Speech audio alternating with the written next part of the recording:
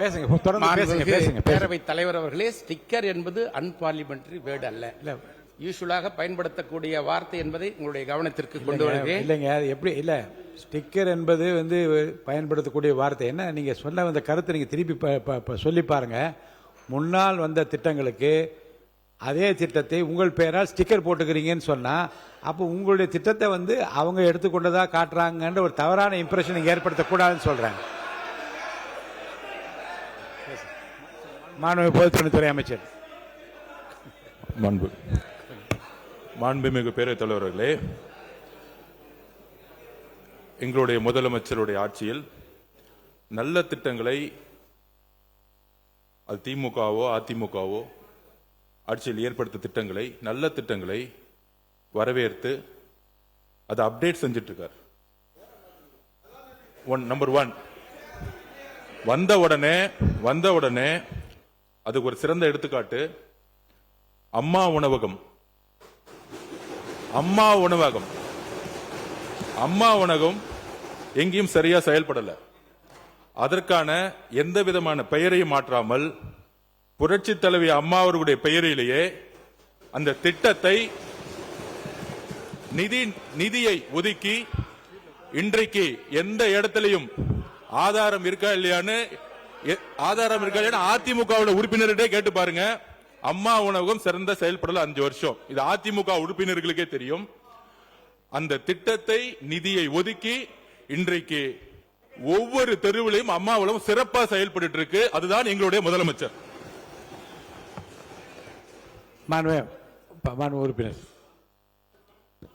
மாண்பு பேரவைத் தலைவர் அவர்களே, அம்மா உணவகம் என்பது அவங்களுடைய ஆட்சியிலே, அதிமுக ஆட்சியிலே அவர்கள் கொண்டு வந்தது. திமுக ஆட்சி வந்த பிறகு நம்முடைய அன்றைக்கு இருந்த முதலமைச்சர், முன்னாள் முதலமைச்சர் அவர்கள் அதை தொடர்ந்து நடத்த வேண்டும் என்றுதான் உத்தரவிட்டு தொடர்ந்து நடைபெற்றது. அதில் பணியாற்றுகிறவர் அனைத்து பேருமே தற்காலிக பணியாளர்களாக தான் இருந்தார்கள். அவர்கள் போட்ட பணியாளர்களை கூட நீக்கவில்லை. அதிமுக ஆட்சியில் யார் பணியாளர்கள் நியமிக்கப்பட்டார்களோ அதே பணியாளர்களை வைத்து அதே போலதான் நடைபெற்றது. இன்றைக்கும் சொல்கிறேன், அவர்களும் சரி, நாங்களும் சரி, நீங்களும் சரி, அதற்காக நிதியை நீங்க அரசாங்கத்திலிருந்து தரவில்லை. ஒவ்வொரு நகராட்சியிலும் அந்த நிதியை பயன்படுத்திக் கொள்ள வேண்டும் என்று அப்படித்தான் பயன்பட்டுக் கொண்டு வருகிறது. நீங்கள் சொல்வது போல அதெல்லாம் எல்லா இடத்திலும் அவர்கள் ஆரம்பித்தது முழுமையாக அம்மா உணவகத்தை அன்றைக்கு நம்முடைய முன்னாள் முதலமைச்சர் அவர்கள் நடத்த சொல்லிதான் உத்தரவு இருந்தார். ஏன் இந்த விளக்கத்தை சொல்கிறேன் என்றால், துறையினுடைய அமைச்சர் என்ற காரணத்தால் இந்த விளக்கத்தை சொல்கிறேன். உறுப்பினர் வேலுமணி அவர்கள். மாண்புமிகு பேரவைத் தலைவர் அவர்களே, அம்மா உணவகம் என்பது புரட்சித் தலைவி அம்மா அவர்கள் கொண்டு வந்த அற்புதமான திட்டம். அதை பார்த்து மற்ற மாநிலங்கள், மற்ற நாடுகள் அதை ஃபாலோ பண்ணாங்க. ஆனால் கடந்த திமுக ஆட்சியில் நான் பல முறை பேசும்போது சொல்லியிருக்கிறேன், திமுக ஆட்சியில் அவங்க அம்மா உணவகத்தை சரியா பண்ணலைங்கிறது நான் ரெக்கார்டு பண்ணியிருக்கிறேன். அது மட்டும் இல்ல, நிதி ஒதுக்கலைன்னு சொல்லி போட்டு முன்னாள் அமைச்சர் அண்ணன் சொன்னாங்க.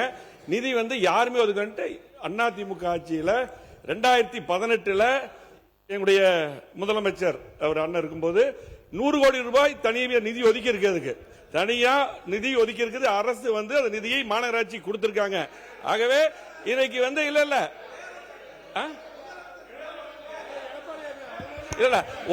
ஒதுக்கி இருக்காங்க. ஆகவே அம்மா உணவகத்தை நான் அவர் அமைச்சராக இருக்கும் போதே நான் பேசியிருக்கேன், சரியா பண்ணல. அதே போல நாம அதிமுக ஆட்சி அமைச்சர் அவர்கள் தவறான தகவலை 8 ஆண்டு காலம் இந்த துறையில அமைச்சராக இருந்தவர். நாங்கள் அதற்கு பிறகு அமைச்சராக வந்திருக்கிறோம். இன்று வரை அரசு தனி நிதி உதவி அம்மா உணவகத்துக்கு தரப்படவில்லை. மாண்புமிகு பேரவைத் தலைவர்களே, உண்மை மக்களுக்கு தெரியும். கடந்த ஆட்சியில் அம்மா உணவகம் பெயரளவுக்கு பேப்பர்ல தான் இருந்துச்சு. எங்களுடைய முதலமைச்சர் வெற்றி பெற்ற பிறகு அதை சிறந்த முறையில் செயல்படுத்திக் கொண்டிருக்கிறார். இது அதிமுகவுடைய உறுப்பினர்களுக்கும் தெரியும். நீங்க சொல்லி முடிங்க. பொதுவாக பேரளவில் இருந்தது மாண்பு அமைச்சர் அவர்கள் சொல்லக்கூடாது. ஒவ்வொரு உங்கள்கிட்ட இருக்க கணக்கு இருக்கு. ஒவ்வொரு நகராட்சியும் ஒவ்வொரு மாநகராட்சியும் எவ்வளவு செலவு செய்திருக்காங்க கணக்கு நீங்கள் கேட்டால் தெரியும். அம்மா உணவகத்துக்கு என்று ஏன்னா 19 செலவு செய்யாமலாம் எழுத முடியாது கணக்கு. செலவு செஞ்சிருக்கிறோம். இன்னும் சொல்ல போனால் பேரிடர் காலங்களிலே எல்லா இடங்களிலும் எல்லா மக்களும் சென்று சாப்பிடலாம் என்று சொன்னது முன்னாள் முதலமைச்சர் அவர்கள் இட்ட உத்தரவு. எனவே அது சரியாக செயல்பட்டது. இன்றைக்கு நீங்கள் மேன்மைப்படுத்தியிருக்கிறீர்கள் என்று சொன்னார்கள், வரவேற்கிறோம். அவ்வளவுதானே தவிர நாங்கள் சரியாக செய்யவில்லை என்று நம்முடைய முன்னாள் அமைச்சர் வேலுமணி அவர்கள் இன்னைக்கு நான் அவரை பார்த்து சிரிச்சது தப்பா போச்சு. அவர் உங்களுக்குள்ள கொடுக்க பேசிக்க வேணாம். உங்களுக்குள்ள மாண்புமிகு உறுப்பினர் எடப்பாடி பழனிசாமி அவர்கள். மாண்புமிகு பேரவைத் தலைவர்களே, ஒரு ஆட்சி ஏற்படுகின்ற பொழுது ஒரு திட்டத்தை, புதிய ஒரு திட்டத்தை அறிவிக்கின்றார்கள். அதற்கு ஒரு பெயர் அந்த ஆட்சியாளர் வைக்கின்றார்கள். ஆட்சி மாற்றம் வந்தவர்களது புதிதாக ஆட்சி அமைக்கின்றவர்கள் அதே பெயரை வைத்து தொடர்ந்தால் பரவாயில்லை. அதற்கு மாற்று பெயர் வைக்கின்ற பொழுதுதான் இப்படிப்பட்ட நிலைமை வருகிறது, ஸ்டிக்கர் ஒட்டுகின்ற நிலைமை வருகின்றது. ஏற்கனவே இருந்த அரசாங்கம் ஒரு திட்டத்தை அறிவித்து அதுக்கு பெயர் சூட்டிக்க, அதே பெயர் தொடர்ந்தால் இந்த பிரச்சனை வராது. அவை முன்னவர். மாண்பு பேரவைத் தலைவர் அவர்களே, இங்கே குறிப்பிடுகிற போது அதே பெயரை தொடர வேண்டும் என்று சொன்னார்கள். பல ஆட்சி காலத்தில் திராவிட முன்னேற்ற கழகமாக இருந்தாலும் மற்ற ஆட்சி காலத்திலும் நாம் பார்த்திருக்கிறோம்.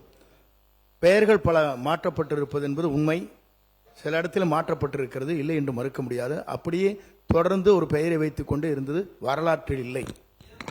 பிளே ஸ்டோர் மற்றும் ஆப் ஸ்டோரில் இருந்து பாலிமர் செயலியை QR கோடு மூலம் பதிவிறக்கம் செய்யுங்கள்.